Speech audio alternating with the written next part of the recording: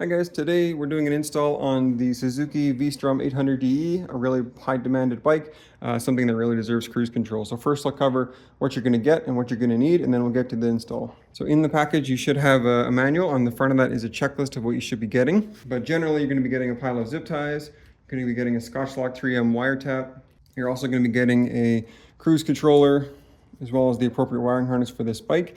And then depending on which switch option you get, you'll be getting a switch as well. This is our soft touch 2 button. You just get set and cancel. And then for most of the pre-orders, we'll be including a Suzuki Diagnostic tool. This is just a little jumper tool so you can reset the check engine light and change various dealer configuration options. To do the install, you're going to need a knife, a soft knife, Phillips screwdriver, a variety of hexes. I've just also got a Phillips bit is here, and then a bucket. Just make sure you're keeping all your parts together. I suggest having a couple of these together so you can do each panel, take those screws off, put them all together, and then a 10mm hex. So I'll move this out of the way and then we'll get to the install. The first thing we're going to do is remove this top cowling. You've got 2 hex bolts, 4mm I believe, and 2 push button pins. I do have one of them removed here. These push buttons are a bit finicky. They've got a nice flat head, so what you want to do is get your knife under there and pop that up, and then gently pry this out, and it should come out nicely without damaging it, and you can reuse that.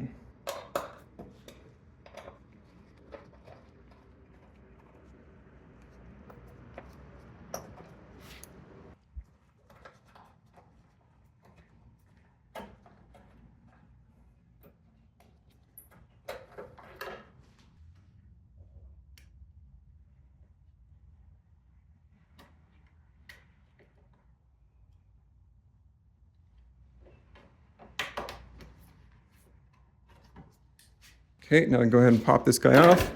Keep all your panels separately away. You're not going to kick them. You're not going to get damage on them. Okay, so next step is we want to take off this front cowling piece. There's 1, 2, 3, 4 push buttons.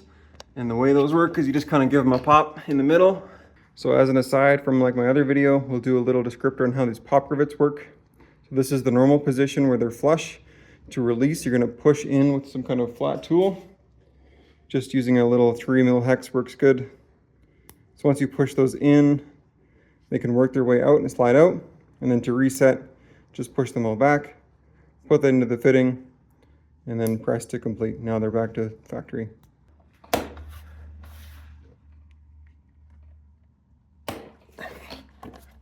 And they'll just work their way out. So once you've got 1, 2, 3, 4, you can kind of slide this guy backwards. Then you go to access underneath. Then after that, we're gonna get the blue nose piece off. You've got 1, 2 more push pins right there. And then these 2 are kind of unique in that they're sliding mechanisms. So you gotta push down on one side.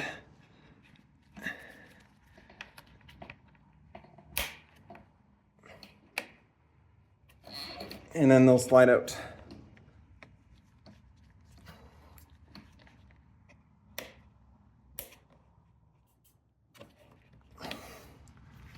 So these kind of look like this. You've got to push on the tab and then the whole thing will slide out.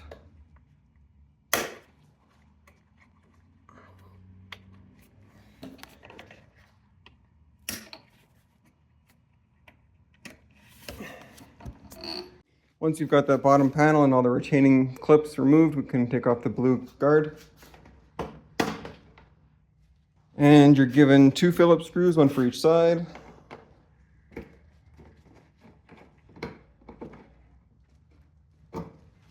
And lastly, before we can remove this panel, there's 1 more 4mm right at the bottom there.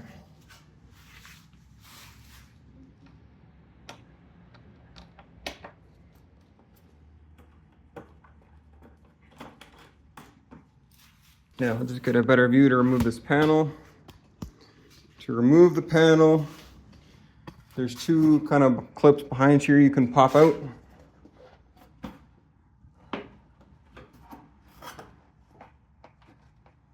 And then the whole thing has to slide forward.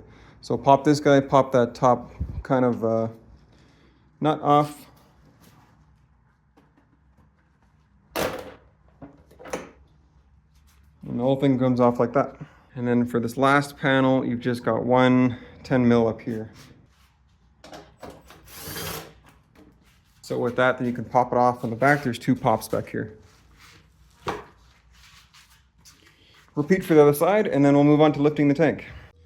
For the fuel tank, once you've got it lifted, I'm just kind of do this by hand here. You've got one black electrical connection, that's your fuel pump fuel sensor, and then the high pressure fuel line. I'll make a little cutaway video to show you how those work. But when you're reinstalling them, make sure that that safety clip is all the way on.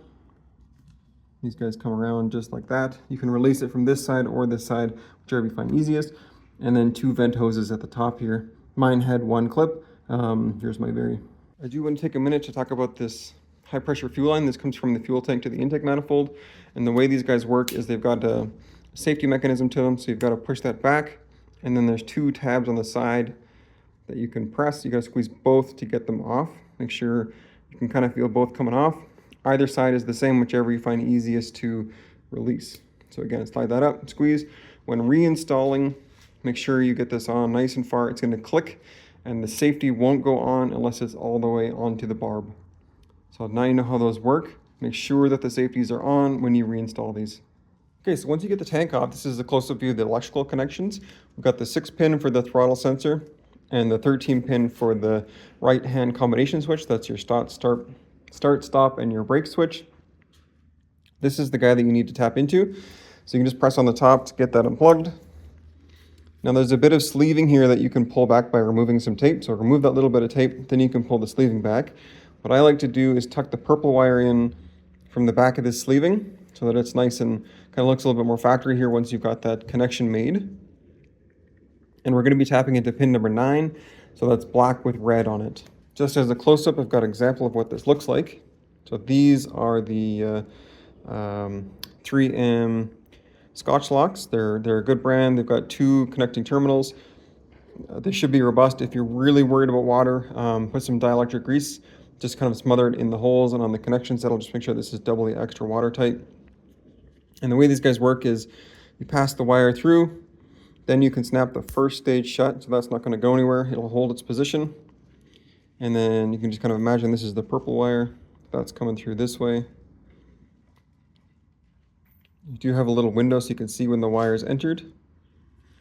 And then with that, I like to take a pair of nice flat pliers. Just give that a real good squeeze, and you'll feel it kind of pop into place. So now you can see it's flush. We've got a really solid connection there. These are not going anywhere. And then just close the little door. Now you've got a secured Scotch lock connection. So from there, you can button this back up, kind of push that sheathing back up, tape it back together, and connect it back to the bike. Now the 6-pin is your throttle grip. We're going to unplug this. The part coming from the throttle grip is going to go to the cruise controller. And then the other 6-pin obviously goes back to the ECU. So it's kind of in series here. And then that's what this can look like. What you can do is probably connect this to the ABS pump or put it in this little spot here. One kind of trick that I found is on the bottom of the connector here. It was designed to fit on a block just like this guy was, but you can actually feed in a zip tie. Just like this. And then with that, we can feed it into this hole that exists here. So this will all look nice and factory.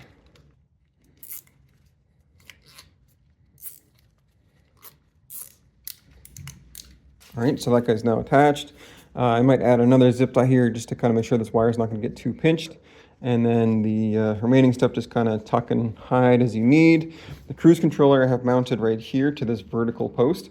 Just seemed like a good logical choice for it. You can also get access to the USB if you need in the future. We'll be doing those for firmware updates, custom solutions. Some guys have wanted reduced throttle grips, like reduced throttle distance, and we can do that as well. What I will caution again is that the cruise controller does need to see the brake input once before cruise can enable. So there's a double safety there. If this gets disconnected, rots away, the cruise will not enable unless it sees the brake once. It'll still work normally. The signals will always be passed through. You just won't get cruise. So that's kind of the under area. Make sure everything's nice and tight. Nothing's going to get stuck in with the fuel tank. I might throw a couple more zip ties just to button this all up, but this looks really good to me. Next, we'll start with the switch. So for this video, I do have my 2-button soft switch. I don't have the new 3-button yet, which will be fully opening. That's just all I have for this moment in the video. I may make a subsequent video just to demonstrate that, but this is my standard 2-button soft touch switch. Now this does not fully open. You cannot get this around bars, which means most people are putting it on the right-hand side because you can just slide that on. This grip is glued on, so I'd suggest doing this with heated grips at the same time, or there's another hack I can show you where you can make several cuts. So you can see here, there is, hopefully I can kind of show that, but there's a cut 1, 2, 3, 4, all along this inner rib, and then in the webbing, just not the outer shell here. And that gives you enough room to get this guy just enough. You can get that around the bars. Now, what I find easiest is to pop off this left-hand combination switch. 1, 2 screws on the bottom, kind of comes apart. There is a locking pin on the top, so it has a fixed position. And then put the grip on. So normally you cannot open this all the way, but if you make a couple of cuts, you can get it to expand just enough to open up. If you do open it all the way, be aware there is a little square nut that might jump out on you. He needs to go back in. And then we'll just put the screw in.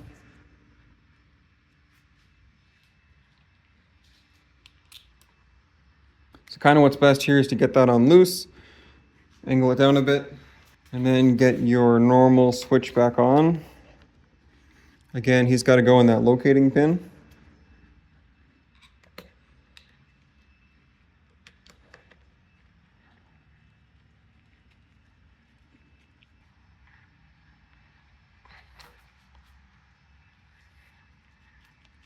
Okay, so from here we can make the final adjustments as to kind of where we want that. You're a bit limited, but I find just kind of right about there is good. Use your standard 3mm hex to tighten that up.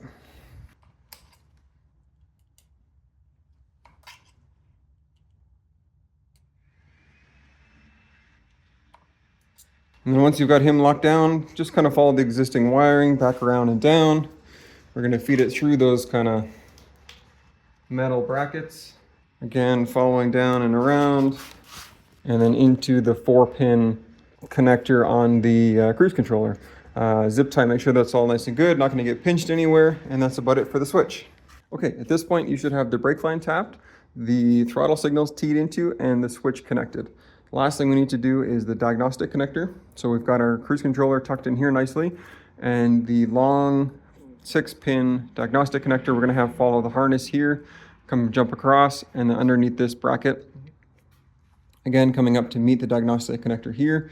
It's standardly plugged into this plug here. This is just a dummy plug for protection. So we're going to put that into our system, and then we can tuck that away, zip tie it again, so it's not going to get pinched or hurt in any way when we do the reconnection of the plugs and the seats and the plastics. The diagnostic connector provides transmission and wheel speed information. This is required for cruise, but not for regular driving. So if you need to plug in a diagnostic tool or something else, you can unplug this and the bike will run normally. You just don't get cruise. From there, make sure, again, everything's nice and zip tied, tucked away, not going to get pinched. That should be about it. Okay, so now that we've got the tank back and connected, we've got our 2 screws in for that guy and the one at the top. We're going to go ahead with putting our plastics back on. So start with these lower leg guards here. So on the back, he's got 2 pops. Start with those 2.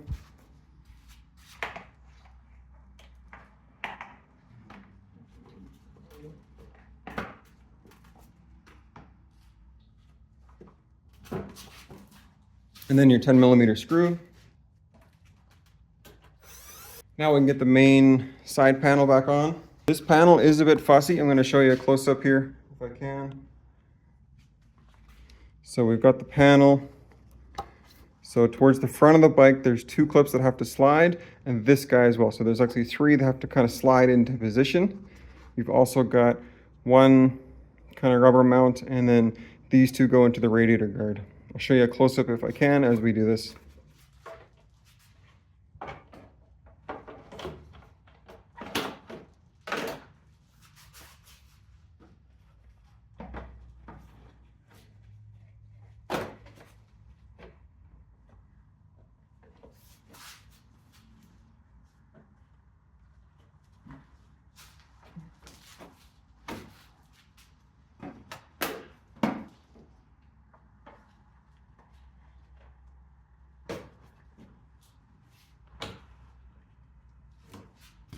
So you gotta be sure that these radiator clips are in properly. And you also have to be sure that this black clip is in here. So I've done this improperly. So I'll just show you from the other side one of the best ways to get this panel back on.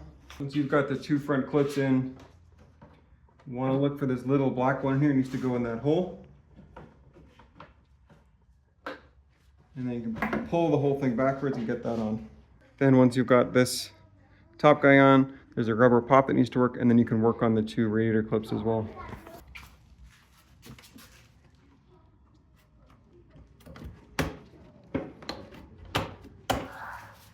Put in your screw at the bottom and you're done with that panel.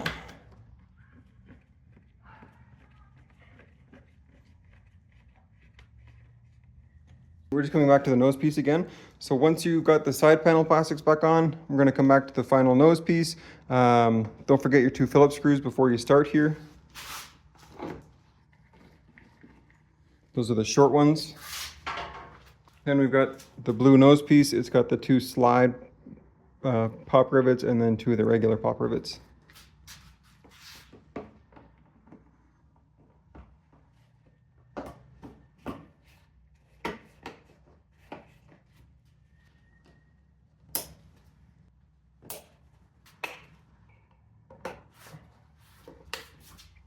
And then the mud guard, it's just got 4 pop rivets. This guy does have a tab at the front, so it's got to slide forward as you install.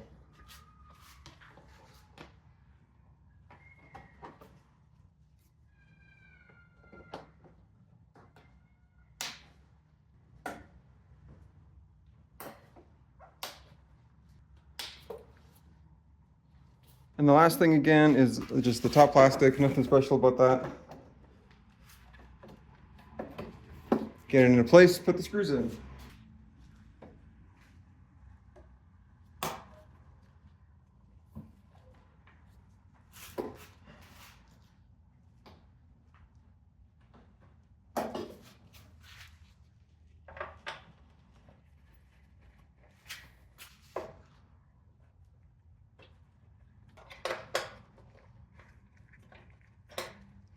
Okay, so once we've got the plastics all done, both sides, put the seat back on, reconnect the battery, take it for a test drive. If you have any questions, send us an email, info@Veridian Cruise.